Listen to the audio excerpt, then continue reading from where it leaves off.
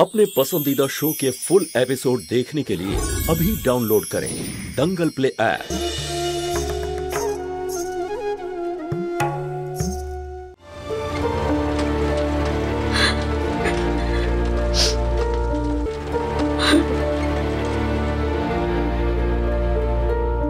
এবার চুপ করো। আমার মাথায় তো ঢুকছে না তুমি কেন কাঁদছো। হ্যাঁ, তুমি তো নিজেই জ্যোতিকে ডিভোর্স করাতে চাইছিলে।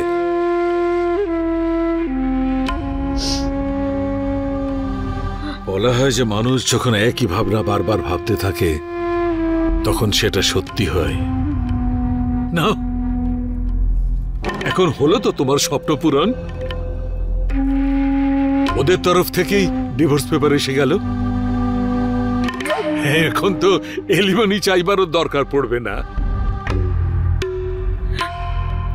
পদ্মা, 50 লাখ টাকার অফার। তোমার তো ভবিষ্যৎ নিশ্চিন্ত হয়ে গেল না।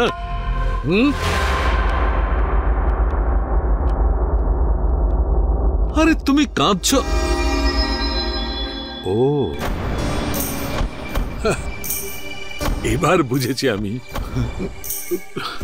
টাকাটা তোমার চাহিদার থেকে একটু কম হয়ে গেল, তাই না?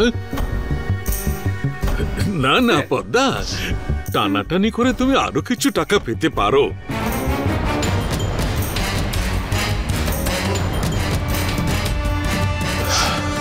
মা যখন ডিভোর্স পেপারটা ছিঁড়তে যাচ্ছিল, দীপু যখন কেড়ে নিল, ওই সময়ই আমি তোমার মনের ভাবটা বুঝে গেছি।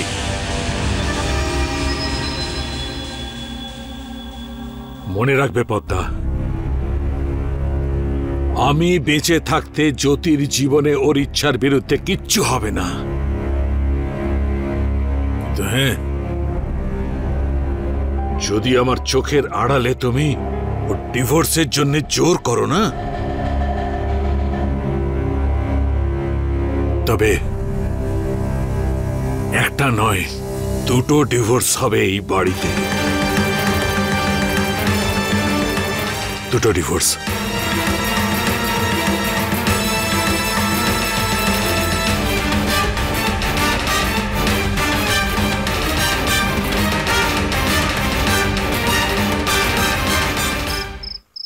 আর জ্যোতির সাথে যা কিছু হচ্ছে তার জন্য শুধু তুই দায়ী, আর তোর সাথে সাথে এই মেয়েটাও।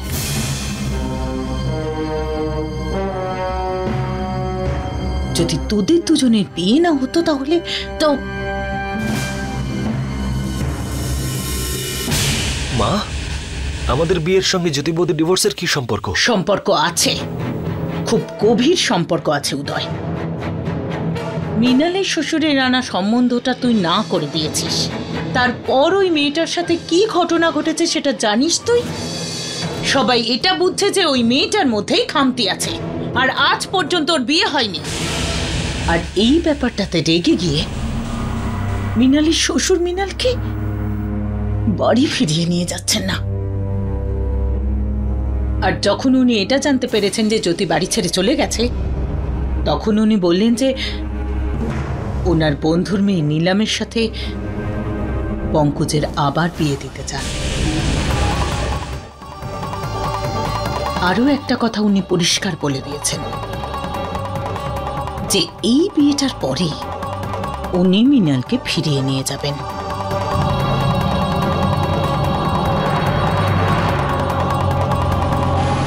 মা, মা, এইসব কিছু খুব ভুল হচ্ছে।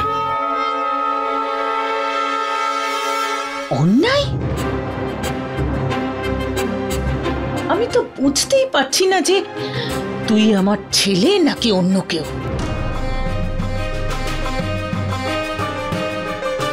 আমি দেখছি যে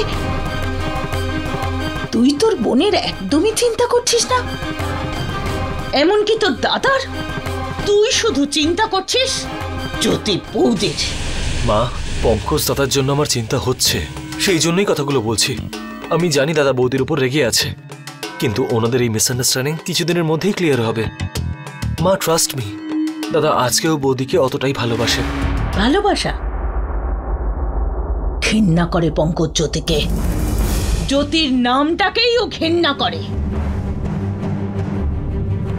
আর তোর কি মনে হচ্ছে এইসব কিছু আমি করাচ্ছি? একটা কথা পরিষ্কার করে তোদের বলতে চাই, আমি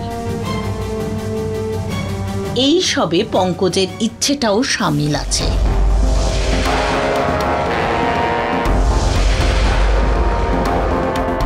ও জ্যোতির কাছ থেকে ডিভোর্স চায়।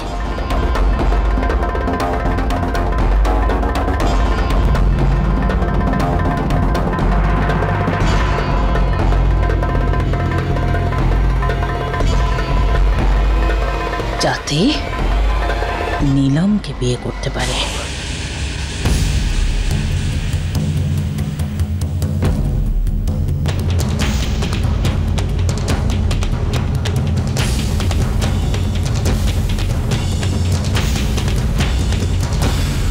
সুধা,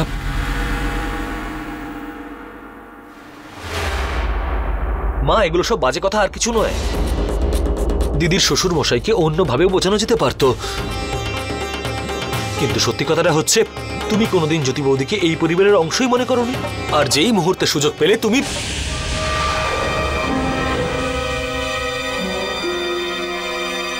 কংগ্রাচুলেশনস, ফাইনালি তুই তোর মাকে চিনতে পেরেছিস। আমি তো বুঝতেই পারছি না যে তোর এই ব্যাপারটার জন্য প্রশংসা করব নাকি থাপ্পড় মারবো।